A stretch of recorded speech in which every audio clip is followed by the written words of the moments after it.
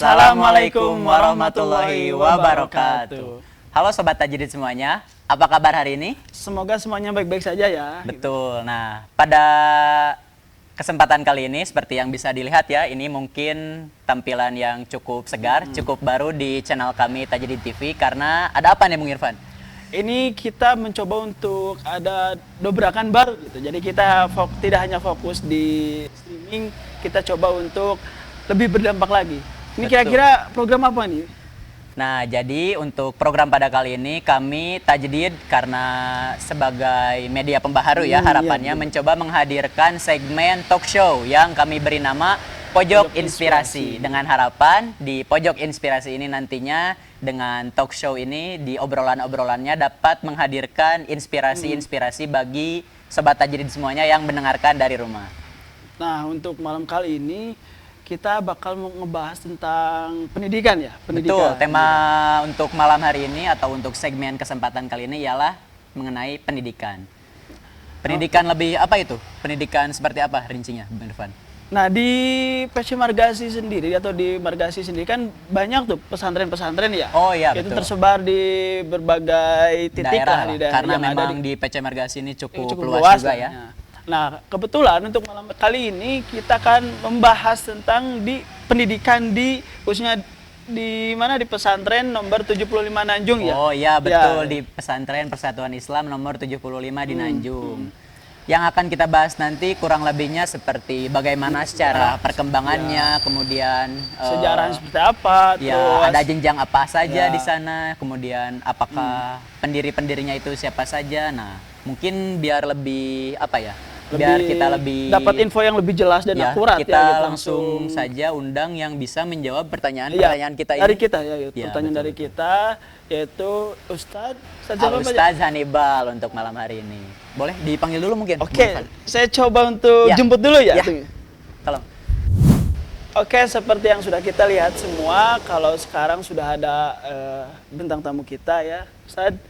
Apa kabarnya Ustadz? Alhamdulillah, sehat-sehat. Alhamdulillah ya. Jadi Sobat Tajidid sekalian, bersama kita kali ini sudah hadir Ustadz Hannibal sebagai bintang tamu ya. Sebagaimana kita sudah bahas tadi sedikit sebelumnya bahwa untuk tema malam hari ini adalah pendidikan. Ya, pendidikan. Dan akan lebih membahas rinci tentang sejarah lembaga pendidikan yang ada di atau sejarah lembaga pendidikan PPI 75 Nanjung. Langsung saja mungkin kali ya di pertanyaan Ustadz, di awal mula adanya pesantren di Nanjung itu sejarahnya gitu seperti apa? Apakah memang ada kayak misalkan celetukan lah dari tokoh-tokoh di sana, oh kita buat saja pesantren di sini gitu, atau dan mungkin hal apa gitu yang jadi pendorong hadirnya pesantren Nanjung di sana? Iya, sebetulnya begini. Berdirinya pesantren dimanapun biasanya ya, dimanapun termasuk di Nanjung, di Rahayu, lebih spesifik lagi pesantren Persatuan Islam karena pesantren Persatuan Islam itu polanya dianggap pembaharu lah ya, gitu ya, dianggap pembaharu ya, sama seperti ini. Ya, Tajidid itu kan pembaharu Tajidid pembaharu.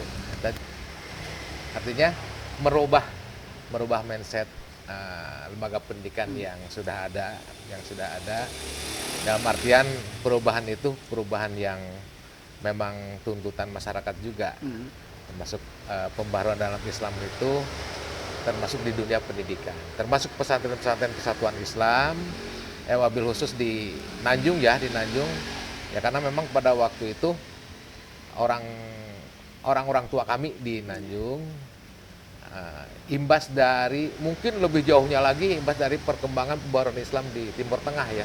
Oh ya. Munculnya mungkin apa saya tahu ada Jamaluddin Al-Afghani, Muhammad Rashid Ridho, Muhammad Abduh di Timur Tengah sana, imbasnya ke negara kita pun seperti itu. Betul. Artinya bermunculanlah pesantren.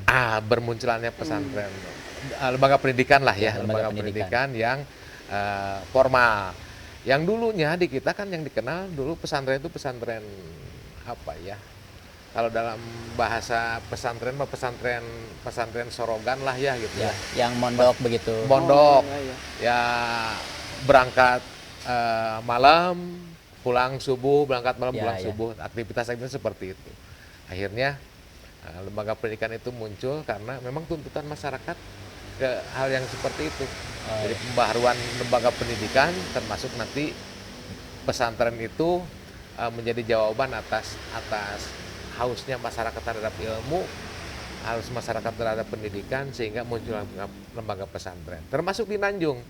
Di Nanjung itu menurut ya saya juga, ya kita generasi berikutnya lah dari orang tua kita, bahwa di Nanjung itu makanya di lembaga pendidikan Persatuan Islam itu pesantren dulu yang ada atau jamiah dulu yang ada. Ya gitu kan ya. Kalau di Nanjung sendiri itu, Jan? Di Nanjung sendiri itu jamiah dulu yang ada. Oh, iya. Jamiah dulu yang ada, baru pesantren berikutnya. Oh ya. Kan ada juga polanya, pesantren dulu baru jamiah menyusul gitu.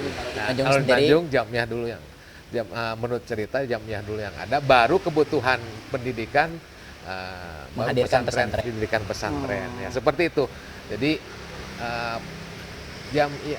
ya sejarahnya pendirian jamiah pun ya sebetulnya cerita orang tua kita dulu ya sama berdarah-darah lah untuk merubah mindset pesantren yang kita katakan bahwa pesantren yang salafi lah ya gitu ya. Ya. Ke pesantren ya tadi perubahan pesantren ke hal-hal yang berbau formal, Betul. berbau madrasi, karena memang gitu kan ada tingkatan-tingkatan yang kita kenal dulu pesantren itu ya pesantren yang ngaji kitab biasa. Ya. Nah, sekarang pesantren dirubah ke hal modern, ada madrasi, ada tingkatan-tingkatan. Sampai sekarang kan seperti itu. Mulai dari diniyah wusto, diniyah ula, diniyah wusto, diniyah ulia. Ini kan seperti itu. Di Nanjung pun seperti itu. Jadi jamiah dulu, baru kebutuhan lembaga pendidikan berikutnya setelah jamiah ada. Baik Ustadz, kalau untuk lebih rincinya nih Ustadz, seperti tahun kan tadi seperti Ustadz sudah katakan ya, Ya, muncul jamiah terlebih dahulu, baru setelah itu jamiah menghadirkan lembaga pendidikan berupa pesantren di Nanjung ya. betul. Nah, untuk rincian seperti tahun mulai berdirinya itu terus seperti apa? Jenjang apa dulu yang hadir di Nanjung itu bagaimana? Jenjang misalkan diniyah dulu kah atau bagaimana? Ustadz? Kalau formal ada diniyah itu tahun 75. Oh, tahun 70. Tahun 75 sudah ada. Tapi kegiatan-kegiatan keagamaan berupa kajian-kajian. Nah, kalau sekarang kajian, belum pengajian, pengajian itu di masjid-masjid itu ya tahun-tahun sebelumnya sudah ada. Sebetulnya begini, sejarahnya unik. Di Nanjung itu yang datang duluan itu tokoh Muhammadiyah sebetulnya. Tokoh Muhammadiyah yang membawa, ada namanya tokoh tahun-tahun belakangan, tahun-tahun sekarang sih baru-baru meninggal, tokoh sepuh namanya Haji Fatur Rahman. Beliau adalah orang Muhammadiyah yang bertugas untuk membawa pendidikan di daerah Nanjung. Tapi untuk membawa ustadz-ustadz yang didatangkan itu termasuk Ustadz Abdurrahman dan Ustadz Abdullah notabene dari Persatuan Islam. Qadarullah berarti orang-orang Nanjung kedatangan orang tokoh Muhammadiyah, tapi yang datang ke Nanjung itu yang dibawa ke Nanjung untuk membina masyarakat Nanjung, itu warga Nanjung. Kebanyakan dari tokoh Persis. Jadi bersentuhan dengan Persis itu akibat dari itu tokoh Muhammadiyah. Mayoritas tokoh yang dibawanya itu. Mayoritas tokoh yang di bawahnya, sehingga warna Muhammadiyahnya hilang.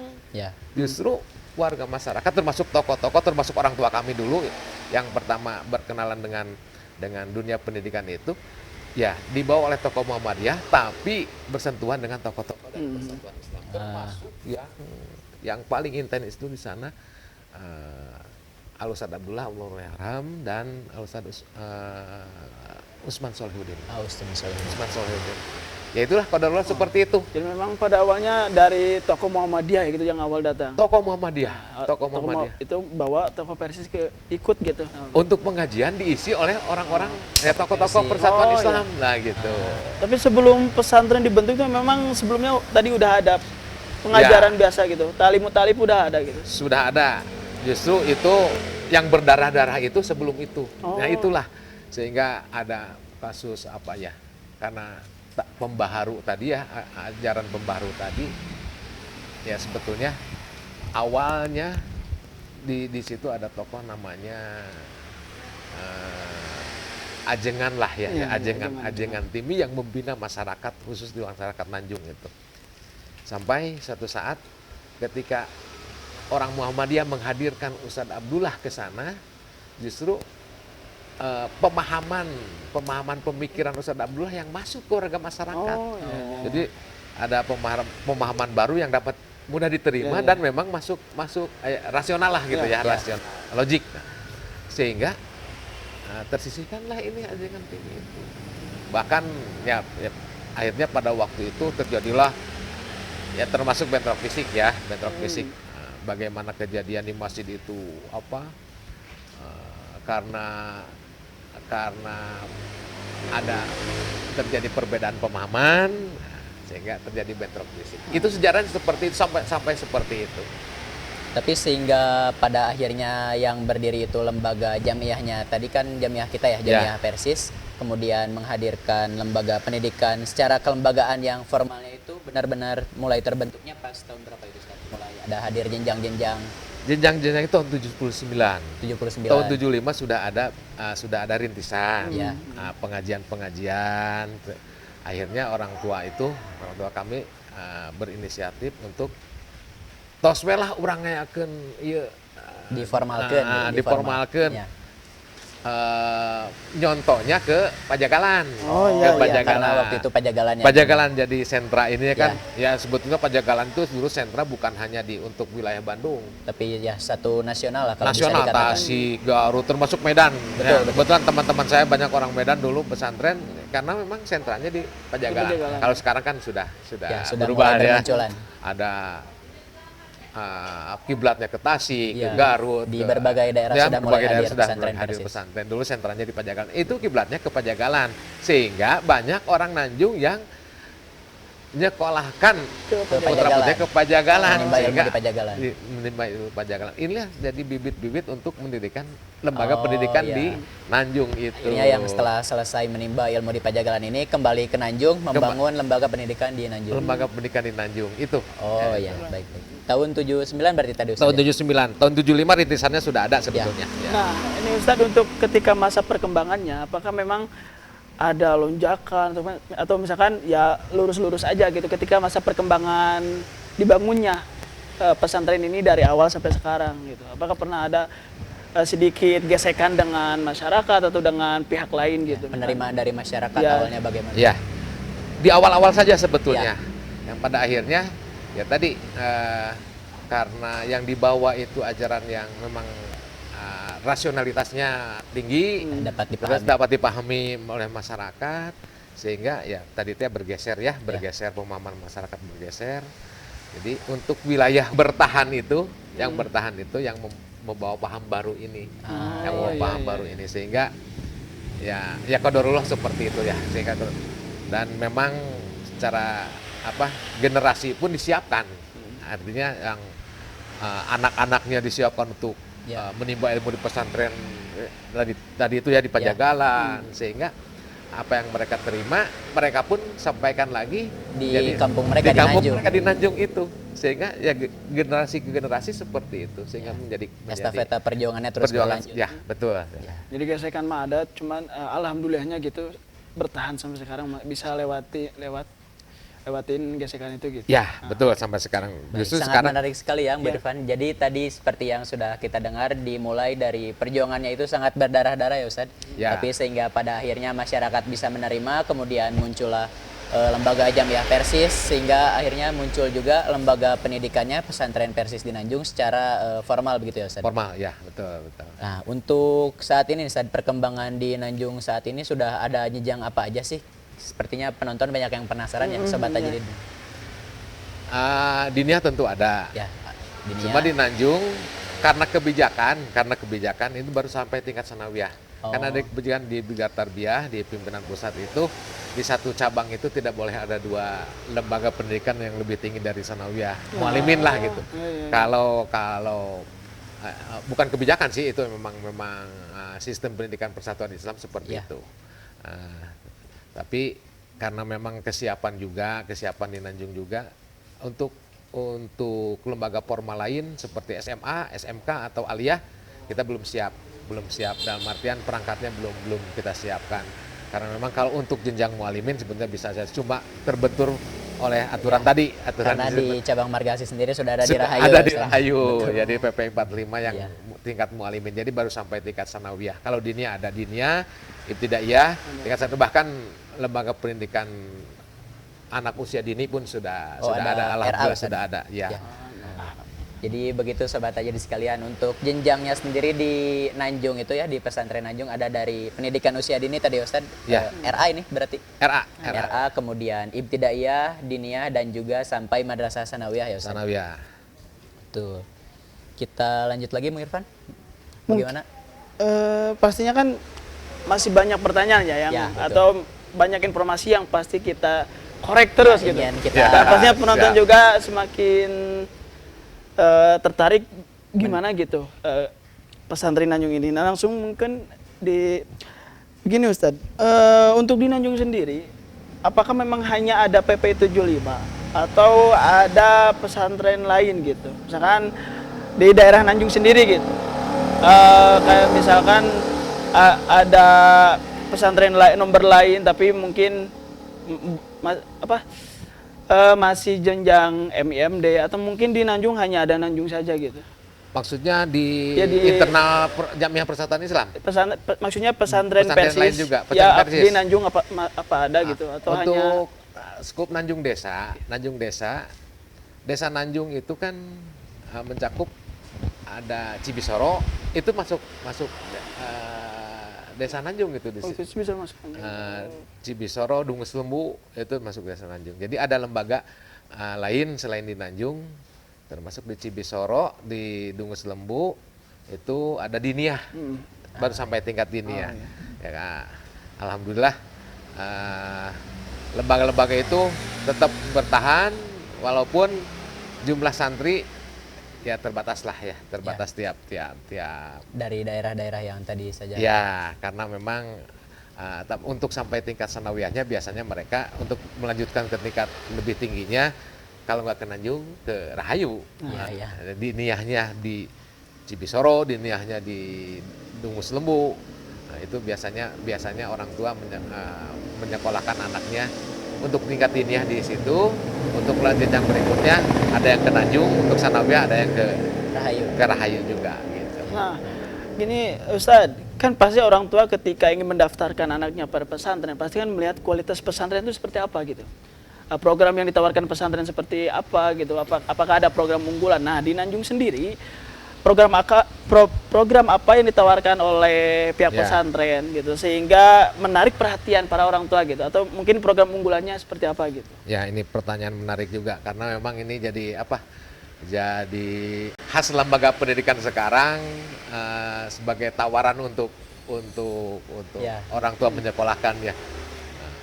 Ini ilmu marketing juga ini, bagaimana membuat orang tertarik. Betul Ustaz. Naon unggulanna di dinya.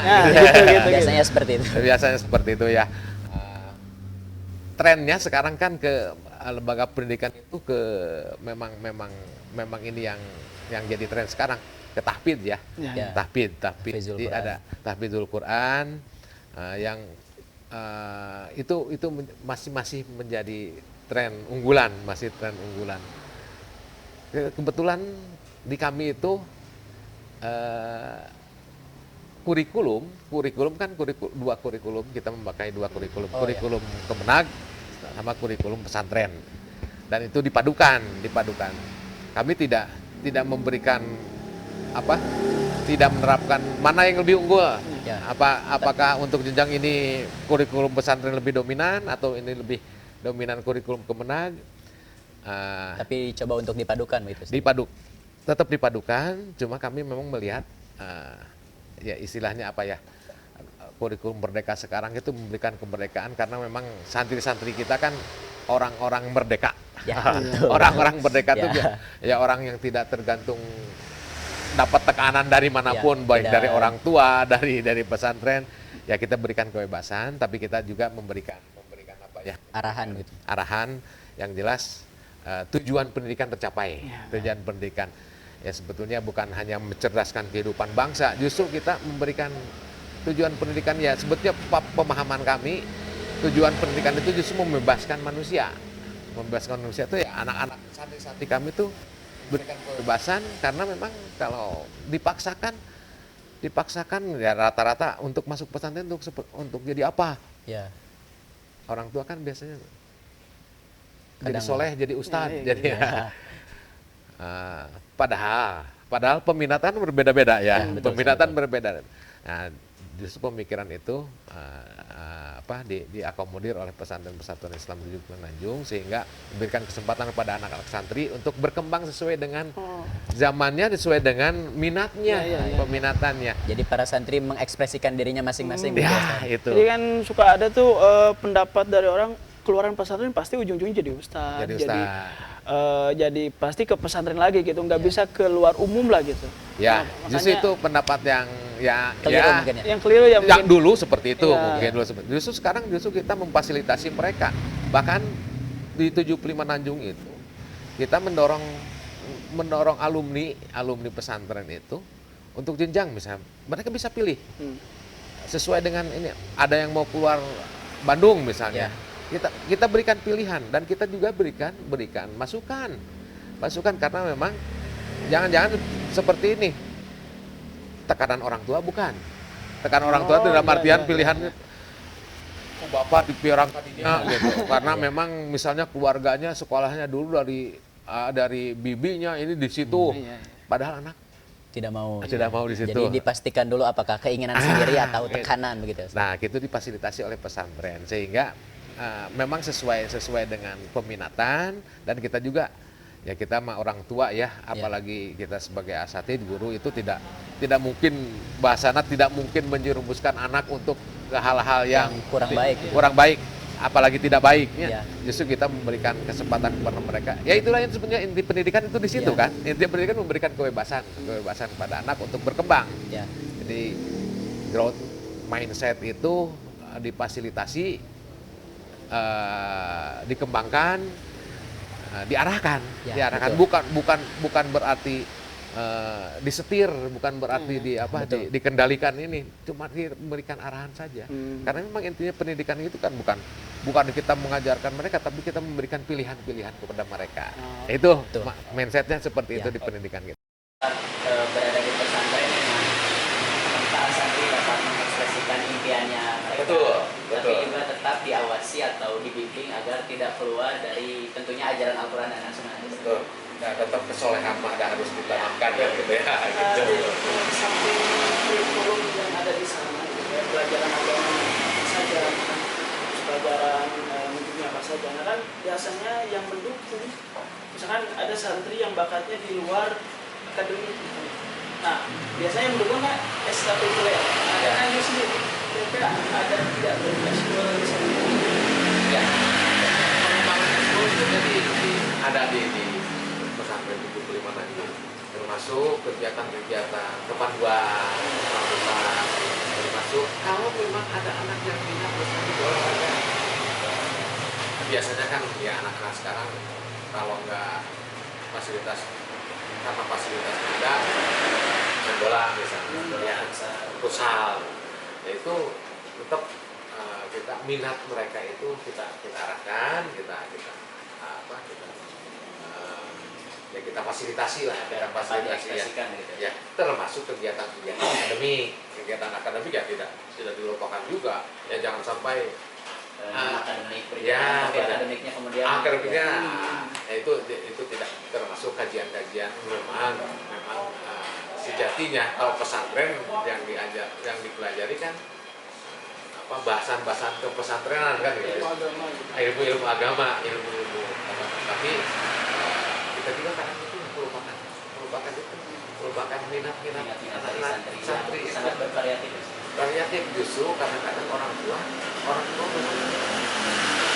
terlalu banyak sehingga memang penelitian kan itu stres anak itu karena orang tua kudu jadi dia Padahal punya keinginan sendiri.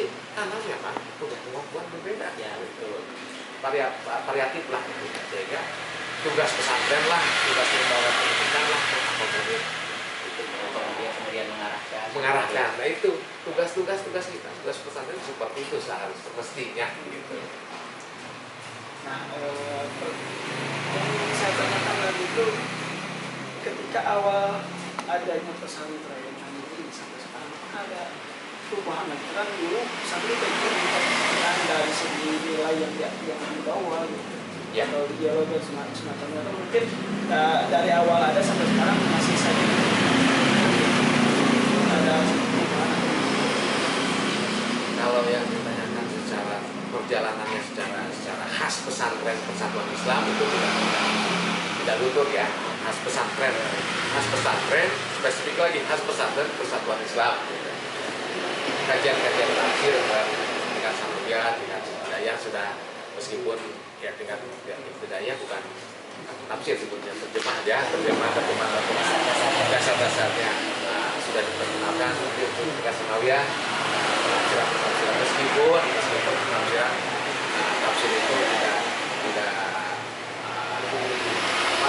rujukannya bukan kita yang berat lah ya gitu kan. Ya seputaran tafsir lah kayak gitu ya.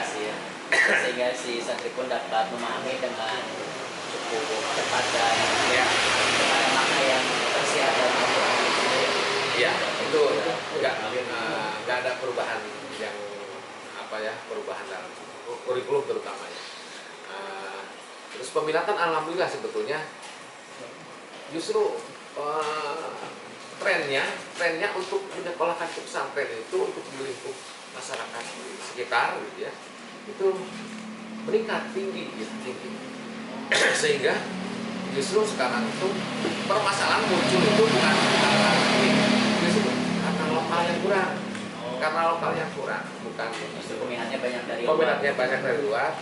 Karena memang saya berpikir begini, kemajuan pesantren Persatuan Islam itu kalau dilihat anunya kelas ketelek orang pergi sungkul Karena mulai melihat dari hasil alumni-alumni ya, gitu. itu justru ketika misalnya lembaga pendidikan Persatuan Islam ketika diminati oleh orang-orang luar Persatuan Islam, ketika orang-orang luar Persatuan Islam menyekolahkan anaknya ke pesantren Persatuan Islam, disitulah saya lihat kemajuannya di situ, kemajuan lembaga pesantren. Itu keberhasilannya Di situ itu. Jadi memang sekarang itu ya santri kalau di Najung itu sekarang hampir 400 dari tingkatan ya, kalau dari yang bulan ya, terus kalau dia sampai sekian 400 santri itu kita yang persiapan kita dari infrastruktur, terutama dari lokal kelas, terus yang permasalahannya di situ bukan masalah. Karena justru kalau peminat mas, Alhamdulillah. Kita bahas tadi tentang pemilihan santri banyak. Untuk saat ini kira-kira jumlah santri di Nganjuk sini ada berapa? Dari mulai sampai sanawiyah tadi. tadi sudah disebutkan 400 mungkin. Oh iya, 400-an. mungkin saya tidak memang. Sudah tadi agak melamun kayaknya begitu. Oke sobat Tajiri, jadi seperti yang sudah tadi kita dengarkan ya, mulai dari perjuangannya di pesantren F75 Najung ini sampai saat ini peminatnya sudah mulai banyak ya Ustaz, dikarenakan juga karena mungkin bisa dikatakan hasil pendidikan yang dilihat oleh orang mungkin dari alumninya itu sangat yang menjadi dapat mengejar impian-impian mereka, tapi juga sebagai pribadi muslim yang tetap menjaga Al-Quran dan Sunnah ya dalam tubuh dan kita break dulu. Kan bagaimana? Mungkin masih banyak pertanyaan, tapi kita coba break dulu saja ya untuk sobat Ajib, jangan kemana-mana gitu. Tetap di mana? Tetap di pojok inspirasi.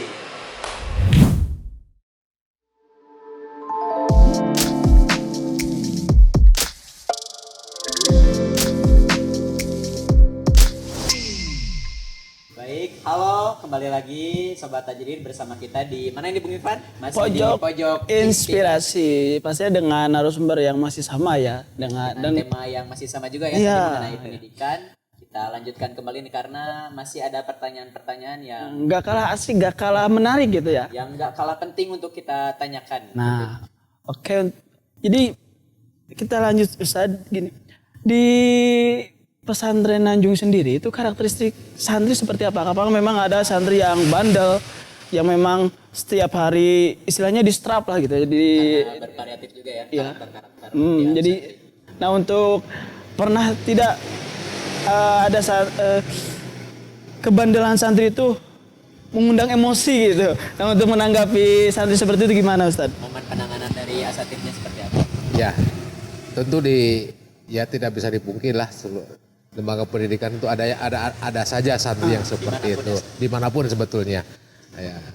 Ya sebetulnya itu bukan masalah yang harus dihindari atau harus ditangani dengan justru harus ditangani dengan semestinya. Ya. Karena memang ya itulah dunia santri, dunia anak, remaja lah ya. Justru disitulah peran pendidikan itu ada sebetulnya. Betul. Jadi kalau lembaga pendidikan menerima nubalala gerungkul makanya naon gitu justru itu peran dunia pendidikan itu di situ. Itu tidak bisa dipungkiri di Nanjung juga sama sebetulnya.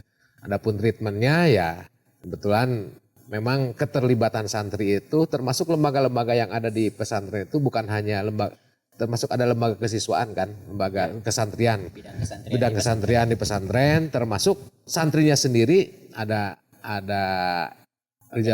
organisasi kan, ada RGUG, termasuk mereka mengurusi dirinya sendiri dan mereka dipantau oleh bidang kesantrian dan pesantren pun termasuk pimpinan pesantren pun memantau keseharian mereka termasuk tadi kenakalan ya katakan bukan kenakalan lah kalau santri apa ya Untuk ekspresi yang berbeda dari emosi lah. Justru itu kan harus tugas harus mengarahkan pesan. Karena memang ya santri-santri sekarang energinya berlebih ya. Energinya lebih. Seperti pengirfan ini. Wah, Ya sama ini mungkin. saya cukup disiplin karena memang beliau adik kelas saya, jadi saya tahu lah beliau bandelnya gimana gitu. Tapi alhamdulillah. Ya kayak tugas pendidikan seperti itu. Disiplin termasuk tentang kalau kenakalan ya tadi itu kan masalah problem sosial problem sosial. Mungkin saja di lingkungannya, di rumahnya, mungkin saja di lingkungan keluarganya sebelum datang ke pesantren. Ya, termasuk di pesantren juga mempengaruhi karakter santri. Justru di situ tugas kita pendidik itu. Ini lembaga pendidikan berperan. Memberikan pendidikan moral gitu. Ya, itu termasuk growth mindset ya. Mindset yang pertumbuhan pola pikir sehingga dari remaja sama kita kan sejatinya kita tuh mempersiapkan mereka. Bukan ya orang tua menyekolahkan ke pesantren itu justru tugas stakeholder semua ya. Asatid termasuk keterlibatan jamiah. Itu bukan nggak ada perannya, termasuk kebijakan jamiah.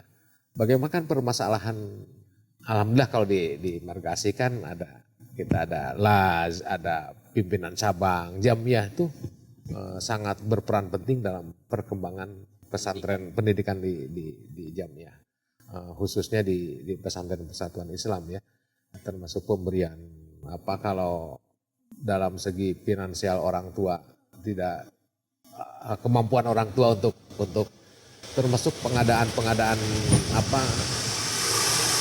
kitab-kitab itu kan itu menjadi banyak konsentrasi jamiah juga untuk pemenuhan segala kebutuhannya. Itu bagus sekali sebetulnya sudah berjalan.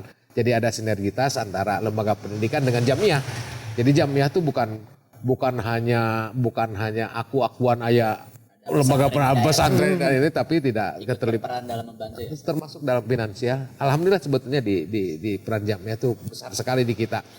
Termasuk bukan hanya ke finansial. Hal-hal yang teknis, hal-hal yang metodologis, pembinaan terhadap asatid itu kan ada terus. Pembinaan terhadap santri juga ada. Bahkan kebetulan alhamdulillah saya periode kemarin dipercaya sebagai bidang pendidikan di pimpinan cabang Persaudaraan Islam. Ada apa? Ada program itu mengenai pengawalan santri-santri, dikawal santri-santri yang tingkat mualimin akhir untuk kemana nih mereka akan melanjutkan. Karena kita melihat karena memang ada kebingungan santri ya. Bingung itu dalam artian bingung finansial. Yang ingin melanjutkan ke jenjang perguruan tinggi tapi terbatas ekonomi orang tua. Terbatas. Terbingung aksesnya kemana. Akses kemana. Atau bahkan hal-hal yang bingung pilihan. Itu banyak santri yang tahun-tahun kemarin saya ingin kuliah ngambil jurusan apa ya. Santri sendiri bingung. Nah, sehingga kita memberikan arahan termasuk peluang-peluang beasiswa kita datangkan. Kemarin tuh kita datangkan kita sudah ada bentuk kerjasama meskipun tidak dalam bentuk memorandum of understanding ya, tapi secara lisan bahwa santri-santri kita itu disiapkan apalagi kalau jalur tahfidz. Jalur tahfidz. Banyak beasiswa yang dari tahfidz itu di UIN itu sebenarnya standarnya menurut standar santri di kita mah 5 juz lah. 5 juz itu sebenarnya itu kita kasih support untuk misalnya dari tingkat kelas 1 mualimin sampai kelas 3 mualim masa sih tidak bisa sampai 5 juz untuk itu bisa gratis kan, bisa kuliah gratis bisa sangat menjadi bekal. Menjadi bekal. Ya, kita support itu. Kita berikan informasi bukan hanya sosialisasinya bukan hanya tapi kita juga sampai bantu mereka sampai ke arah sana sehingga arahkan kebimbangan mereka tadi Ustaz. Ya, termasuk bingung milih jurusan. Kamananya ya paling kita juga kasih jalan keluar atas kebingungan mereka, minatnya kemana. Nah, terus jangan sampai beginilah, jangan sampai anak-anak kita tuh karena terpaksa melanjutkan terpaksa orang tua ya, dipaksa orang tua sehingga kadang-kadang di tengah jalan justru karena terpaksa ya nggak lepas, tidak maksimal menurut tekanan tadi ya. Itulah sampai sejauh itu peran Japnia. Oh iya Ustadz. Jadi sebelumnya mohon maaf ya Ustadz. Ini selama kita ngobrol tuh agak. Maaf Sobat Tajid. Kalau semasa obrolan kita tadi sering kali terkena seperti itu karena memang kita syuting di mana Bung Paja? Banyak noise ya, banyak noise. Jadi kalau tiba-tiba ada gombreng, jangan ada mungkin motornya nabrak gerbang gitu. Jadi itu quest lagi crash wah. Jadi mohon maaf Ustaz jika sedikit mengganggu gitu. Tapi insyaallah aman ya Ustaz. Aman. Lanjut saja Ustaz karena emang ini asik juga nih. Asik. Sangat apa ya? Kalau istilah Sundana itu ini Pak, hanete. Nah, gitu. Nah, baik tadi sudah di-highlight ya oleh Guru Irfan mengenai kenakalan santri itu sudah Ustadz jawab juga yang sebenarnya bukan sebagai masalah yang apa ya, bukan dianggap masalah justru ya, tapi sebagai apa bentuk pesantren itu berperan karena kenakalan itu muncul dari ekspresi atau emosi dari santri itu sendiri ya. Dan ya kan ginilah ada istilah ini al insanu abdul ihsan. Pada prinsipnya manusia itu baik pada prinsipnya. Kalaupun misalnya ada yang mempar sedikit mah apalagi santri ya itu mah ya perlu diluruskan saja lah. Bukan berarti kita menganggap santri itu harus kalau ada yang mempar sedikit ya tugas kita aja tugas meluruskan kembali gitu. Meluruskan kembali itu aja. Karena peran kita juga di situ ya. Peran lembaga pendidikan itulah peran lembaga pendidikan di situ. Jangan ambil ini saja, ambil baiknya saja. Ya gitu. Kembali mengarah. Karena justru bisa dikatakan kenakalan-kenakalan atau ekspresi dari santri seperti itu sebenarnya hal yang lumrah ya karena memang lumrah. Tapi ya justru kita itu di PP 75 Najung khususnya. Justru penanganan masalah itu pertama-tama untuk menangani masalah problem solving itu oleh mereka sendiri, oleh santri sendiri. Dalam artian santri diberikan keleluasan untuk memecahkan masalah. Meskipun ya kita pantau ya, meskipun kita tahulah mereka bukan secara problem solvernya bukan secara saintifik lah gitu. Masih butuh arahan ya. Bereskan ku ala santri lah gitu. Bereskan ala santri kalau kenakalan ya kadang-kadang kan gini. Kenakalan yang ini masalah juga nih, kenakalan terus di beja-beja kok ada santri yang laporan misalnya. Si itu ngerokok ketemu ngerokok asatid. Itu kan masalah juga. Ya. Masalahnya ini masalah timbul masalah lagi. Ya. Comel mah ini tuh bebeja mah ka guru, bebeja mah ka ustad gitu. Bebeja mah ke orang tua. Nah, itu akhirnya ya kita berikan apa? Keleluasaan dulu untuk mereka selesaikan masalah. Intinya itulah. Sekolah juga, pesantren juga bukan tok memberikan pengajaran, bukan tok memberikan ya nama juga pendidikan ya. Pendidikan itu bukan hanya tarbiyah. Pendidikan itu takdib. Takdib itu memberikan contoh, memberikan kalau tarbiyah mah ya gampang kita ambil orang supaya bisa pinter iya ya itu mah. Arahkan saja. Itu. Tapi kalau di pesantren itu lembaga pendidikan yang mengarahkan tapi tetap seperti tadi ya sesuai dengan juga tetap kalau ada hal-hal yang kurang baik tidak kemudian langsung disalahkan ya Ustaz, tapi langsung diberikan bimbingan dulu. Bimbingan dulu. Justru yang uniknya itu. Jadi mereka dibiarkan memecahkan masalah dengan sendirinya. Justru itu pendidikan yang lebih menurut saya lebih mengena ya. Jadi anak-anak dia belajar juga memiliki karakter problem solving gitu. Itu skillnya. Tadi ada yang cukup menarik juga nih Bung Ivan. Ustaz Hannibal membahas tentang di pesantren Persis itu khususnya di Nanjung juga ada organisasi santri sendiri ya Ustaz? Ada. Namanya itu Jamiah RGUG ya, Rijalul Godomatul. RGUG termasuk ada pramuka juga. Oh, ada pramuka ada struktur tersendiri. Oh, ada strukturnya tersendiri. Iya, tersendiri. Dari RGUG. Iya, karena memang cakupan kegiatannya beda ya. Kalau RG lebih ke kegiatan akademik tadi, strukturnya juga ada. Termasuk hal-hal yang ya kebutuhan mereka juga. Kalau masih dalam lingkup akademik. Kalau pramuka lebih ke lapangan ya, lebih ke lapangan. Justru kita bekali juga mereka justru tentang solidaritas, terus kepedulian, terus kerjasama. Itu bekal untuk hidup mereka lah.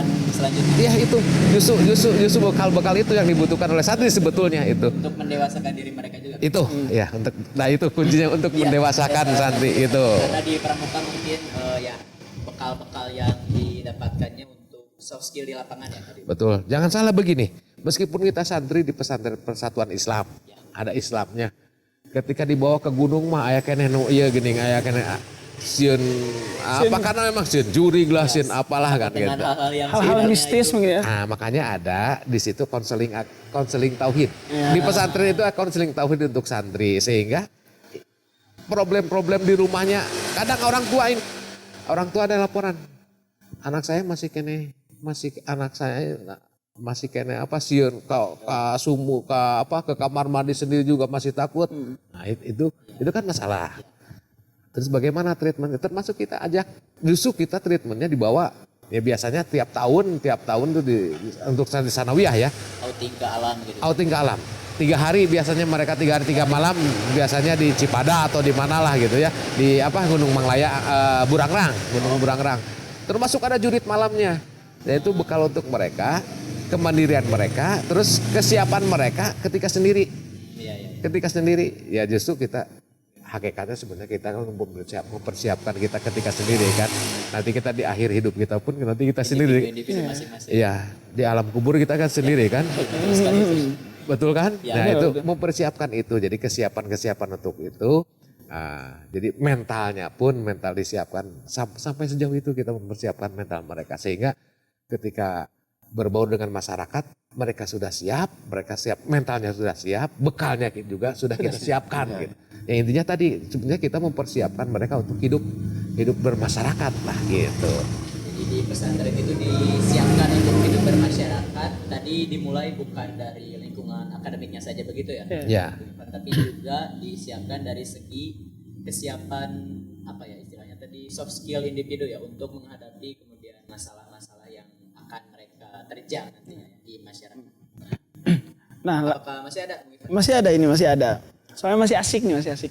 Begini, orang tua mendaftarkan anaknya ke pesantren dengan harapan ketika dia lulus itu memberi dampak atau memberikan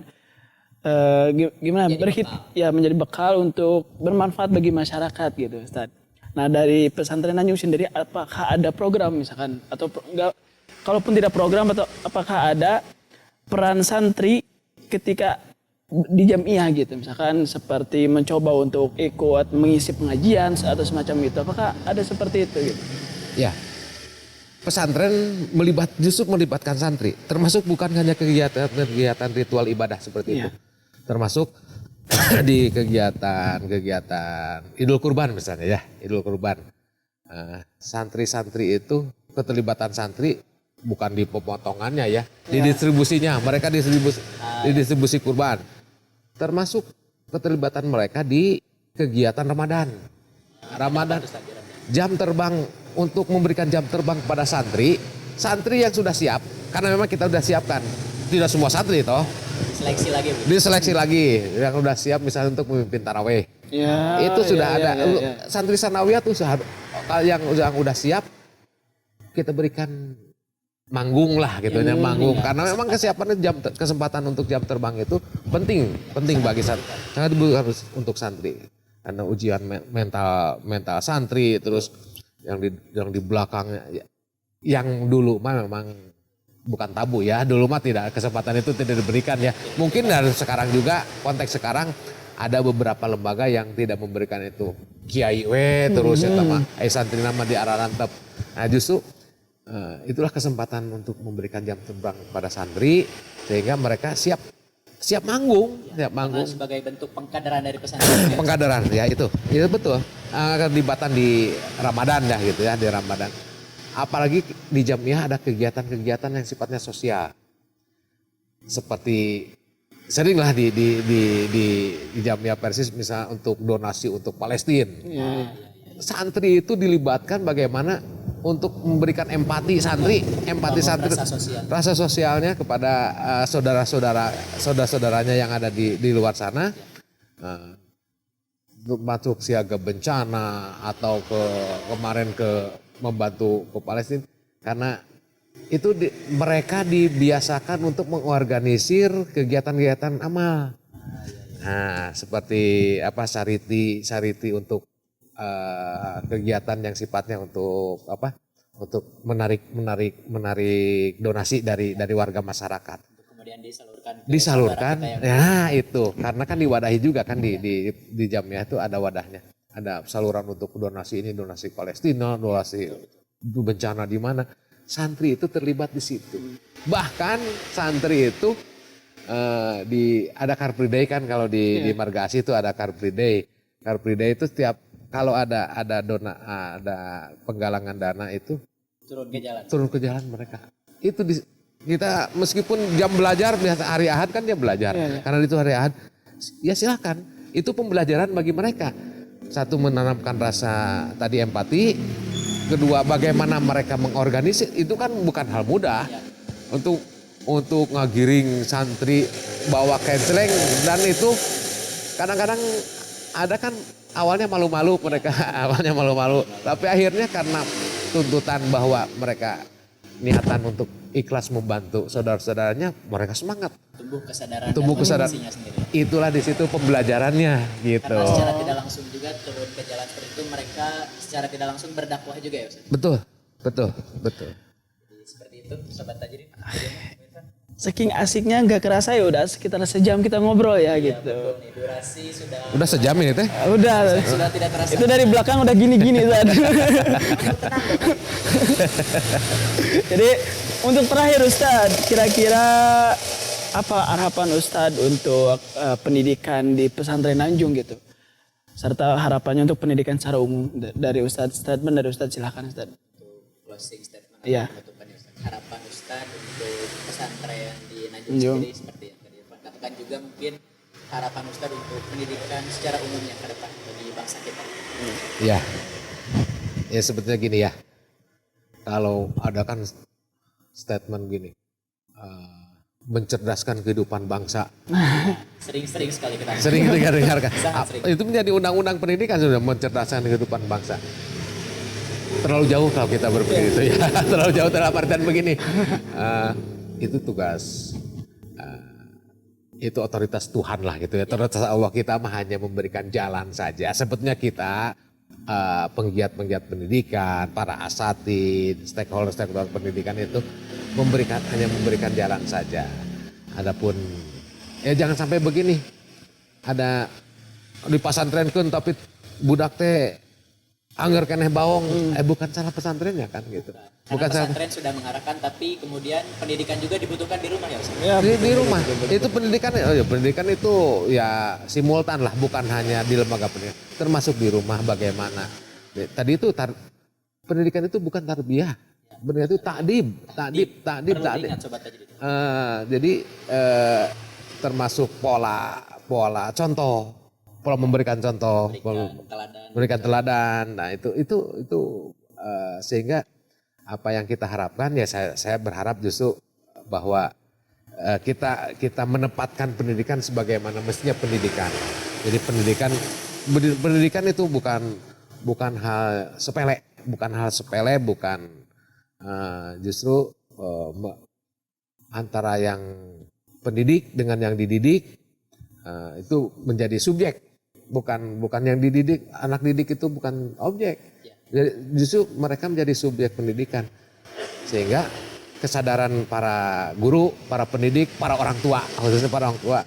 Kalau ini apa saja jadi kakak bagi adik-adiknya, pendidik juga kan? Betul, kakak memberikan teladan. Nah, itu kan ya, itu. Betul, nah itu jadi harapannya ya kita mendudukan menempatkan pendidikan pada tempat semestinya, sehingga yang kita pahami bahwa pendidikan itu bukan ya saya tadi bukan tapi takdib dan bukan ampun paralun lah, bukan mencerdaskan kehidupan bangsa, justru kita memberikan jalan kepada anak didik kita, termasuk kita sendiri, bahwa kita hanya memberikan jalan, ini yang baik, ini yang terbaik, ini yang buruk, ini yang tidak boleh dilakukan, sehingga pilihan-pilihan itu menjadi pilihan terbaik bagi kebebasan, kemerdekaan mereka.